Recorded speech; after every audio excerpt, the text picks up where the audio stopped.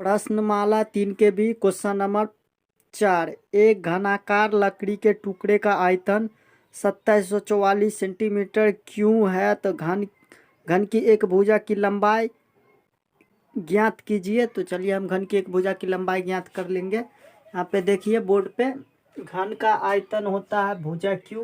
भुजा को इंग्लिश में बोला जाता है ए क्यू। इससे पहले हमारे चैनल पे नए हैं तो आप हमारे चैनल को सब्सक्राइब कर लीजिए ताकि 8 क्लास के सभी प्रश्नों का उत्तर आपको समय से मिल जाए। यहाँ पे देखिए घन का आयतन होता है भुजा क्यू और भुजा को इंग्लिश में ए बोला जाता है। तो घन का आयतन यहाँ पे लिख देंगे ए का क्यू, ए क्यू।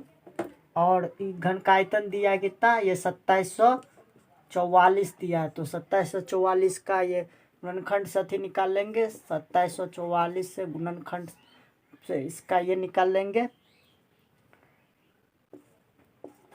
घनमूल निकाल लेंगे। तो यहाँ पे देखिए 2 से लगाएंगे तो ये हो जाएगा 2 एकान 2, 7 में लगाएंगे तो 2 तिया 6, एक बच गया, एक यहाँ पे उतारेंगे तो 14, 2 सत्ते 14, 2 दूनी 4। फिर 2 से लगाएंगे तो 13 है, तो 2 छक्के 12, एक बच गया, एक यहाँ पे उतरेगा तो 17, 2 अट्ठे 16, फिर एक बच गया, एक यहाँ पे उतरेगा तो 12, 2 छक्के 12।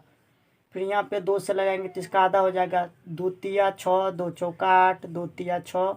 अब ये डायरेक्ट 7 से लगेगा तो 7 से लगा 34 में, तो 7 चौक 28 और 34 में से 28 जाएगा तो 6 बचेगा, 6 यहाँ पे उतरेगा तो ये 63 हो जाएगा। तो 7 नमा 63। फिर यहाँ पे 7 से लगाएंगे तो 7 सत्ते 49, फिर 7 से लगाएंगे तो 7 एकान 7।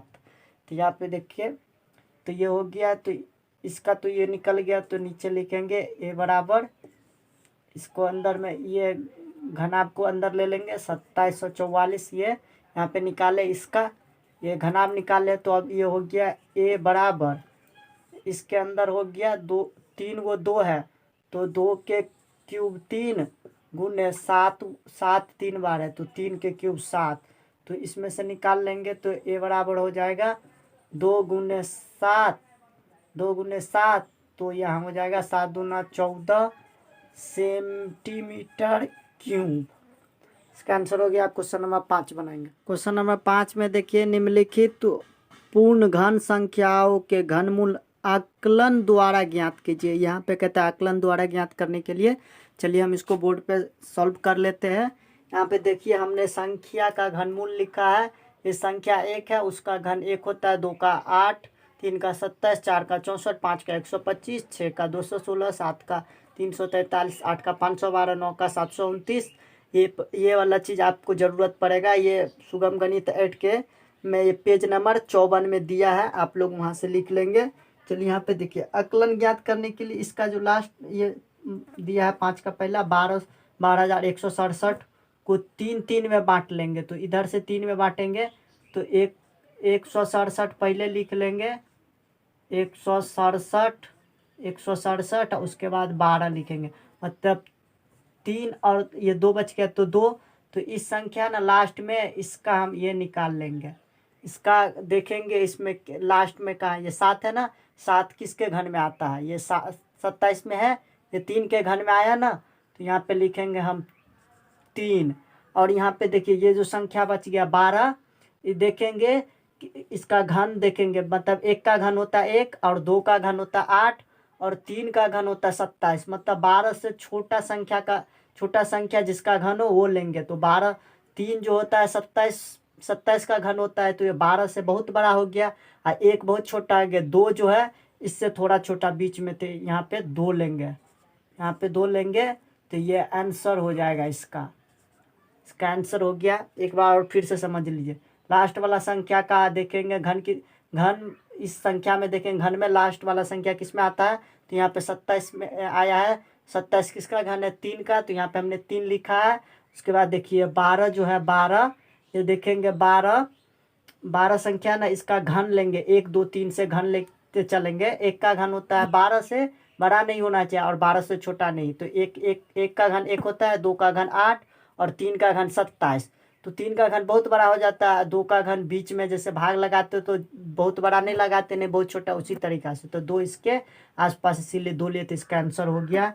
अब हम इसका दूसरा बना लेंगे। दूसरा, इसी का दूसरा, तो देखिए दूसरा में दिया है आपको 21 मतलब 2157। इसको मतलब तीन तीन में बांट लेंगे, पहले इधर से 3, तो 157 हो गया। अब 2 बच गया तो 2 को थोड़ा हटा के लिखेंगे। अब इसका फिर निकालेंगे, तो इसका निकालेंगे फिर, तो फिर देख लीजिए ये 27 के लास्ट में ही आता है। तो यहाँ पे 27 किसका घन है, 3 का, तो यहाँ पे 3 होगा। और ये 2 देखिए, 2 किसके घन से होता है, एक के घन में 1 आता है, 2 के घन में 8 आ जाता है। तो ये 2 से बड़ा नहीं होना चाहिए संख्या, तो हम 1 लेंगे। और 1 का घन 1 ही होता है, तो 2 से छोटा ही है इसका घन, तो 1 लेंगे। तो इसका आंसर हो जाएगा ये 13। और उसके बाद देखिए एक संख्या यहाँ पे तीसरा देख लीजिए, यहीं पे तीसरा संख्या कितना है, ये 24,389। 24,389 है। तो ये 389 को थोड़ा हटा के लिखेंगे और 24 को थोड़ा साइड में लिखेंगे। अब ये हम 9 का निकालेंगे। 9 देखिए किसके लास्ट में आता है, यहाँ पे देखिए 729 के लास्ट में आता है। तो यहाँ पे ये कितना 9 का घन है, तो यहाँ पे हम लिखेंगे 9 लिखेंगे। और उसके बाद देखिए ये 24 जो है, 24 किसके घन के आसपास आता है, यहाँ पे देखिए 1 का घन 1, 2 का घन 8, 3 का घन 27। तो इस 24 से बड़ा संख्या कोई भी नहीं होना चाहिए, एक भी नहीं। और 24 से छोटा ही संख्या होना चाहिए जिसका घन, यहाँ पे देखिए 2 का घन 8 लेंगे तो यहाँ पे आ जाएगा, क्योंकि देखिए 24 से छोटा ही 8, तो 8 लेंगे। तो कितना का घन लेंगे, यहाँ पे 2 का घन लेंगे। तो ये कितना हो गया 29, इसका आंसर हो गया 29। प्रश्न नंबर 6, निम्नलिखित संख्याओं को विषम संख्या के रूप में व्यक्त कीजिए। विषम संख्या के रूप में व्यक्त करने के लिए एक फॉर्मूला होता है जो यहीं पे दिया है। यदि n एक प्राकृतिक संख्या हो तो n के क्यूब को n क्रमागत विषम संख्याओं के योग के रूप में व्यक्त किया जा सकता है, जिसमें पहली विषम संख्या n² - n+1 होगी। तो इसी सूत्र पे इसका विषम संख्या, पहले विषम संख्या निकाल लेंगे। तो यहाँ पे देखिए छठा का पहला 5 का क्यूब दिया है, तो पहली विषम संख्या n² - n+1। तो n के जगह पे हम कितना लेंगे, 5 लेंगे। n के जगह पे 5 लेंगे, तो ये हो गया 5 का स्क्वायर -5 + 1। तो 5 का स्क्वायर होता है कितना, ये 25। अब 25 हो गया है, 5 + 1। 25 प्लस में 1 भी प्लस में है, तो जोड़ देंगे 25 1, 26 हो गया। 26 - 5, 26 में से 5 घट जाएगा तो कितना हो जाएगा, 21 बचेगा। तो पहली विषम संख्या क्या निकला है, 21। तो यहाँ पे 5 का क्यों है ना, तो 5 और विषम संख्या लेना है। तो यहाँ पे देखिए पहले 21 लेंगे, और विषम संख्या वो होता है जो 2 से भाग न लगे। 21 में भी 2 से भाग नहीं लगता है, 22 में 2 से भाग लग जाएगा, तो इसमें 2 जोड़ते जाएंगे, 5 बार ले जाएंगे। तो 21 के बाद 23, यहाँ पे प्लस देंगे, बीच में प्लस देंगे 23, और 23 के बाद 25, 25 के बाद 27, 27 के बाद 29। 5 विषम संख्या है, इन सबको जोड़िएगा तो आपको आ जाएगा, यहाँ पे आएगा आपको 5 विषम संख्या, इसको जोड़िएगा तो ये हो जाएगा 125 होगा। इस सबको जोड़िएगा तो, लेकिन जोड़ना नहीं है क्योंकि ये 5 का क्यों है, तो 125 होगा, 5 का क्यों होगा। अगर यहाँ पे 4 का क्यों रहता है तो हम 4 ही बार ले जाते, 1 2 3 4, 27 तक ले जाते। चलिए इसका दूसरा देख लेते हैं। ये देखिए छठा का दूसरा 4 का क्यू दिया है, तो उसी सूत्र पे निकलेगा। पहली विषम संख्या n² - n+1। तो ये n के जगह पे रखेंगे, 4 को रखेंगे, तो 4 का स्क्वायर -4 + 1। तो 4 का स्क्वायर हो जाएगा 4 चौका 16 - 4 + 1। यहाँ पे देखिए 16 1 17 को जोड़ दे, 16 1 जोड़ेंगे तो 17 हो जाएगा। 17 - 4, 17 में से 4 जाएगा तो यहाँ पे 13 बचेगा।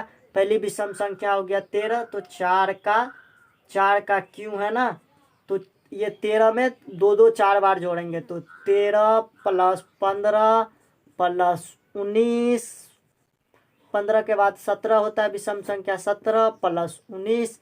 ये सबको जोड़ेंगे तो ये 64 होगा। 64 किसका क्यों होता है, 4 का क्यों होता है, तो 4 का क्यों 13 + 15 + 17 + 19, 64 हो जाएगा, सबको जोड़ेंगे। ये 6 का तीसरा देखिए उसी तरीका से बनेगा। 8 का क्यू है, पहली विषम संख्या n² - n+1, इसी सूत्र पे बनेगा, इसी सूत्र पे। तो n के जगह पे कितना रखेंगे, 8। तो 8 का स्क्वायर -8 प्लस 1 के जगह पे 1, 8 का स्क्वायर होता है 8 8 64 माइनस 8 प्लस 1।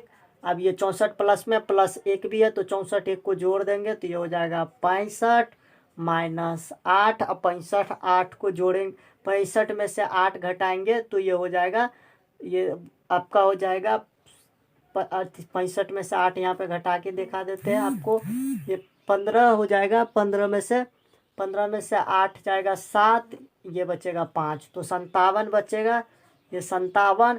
अब यहाँ पे देखिए 8 का क्यू है ना, 8 का क्यू है तो ये 57 में 2 2 जोड़ेंगे कितना बार, 8 बार जोड़ेंगे, 8 का क्यू है। अगर 6 का क्यू रहता है तो 57 में 2 2 जोड़ते 6 बार, तो ये हो गया विषम संख्या निकला है। और विषम संख्या होता है जो 2 से विभाजित नहीं होता, तो ये 57 प्लस ये 59 plus 61 plus 63 plus 65 plus 77 67 plus 69 plus 71, ये सब संख्या को जोड़ेंगे आठों संख्या को तो ये होगा 512। और 512 होता 8 का क्यू। अगर वीडियो अच्छा लगा हो तो वीडियो को लाइक कर दीजिए। मिलते हैं।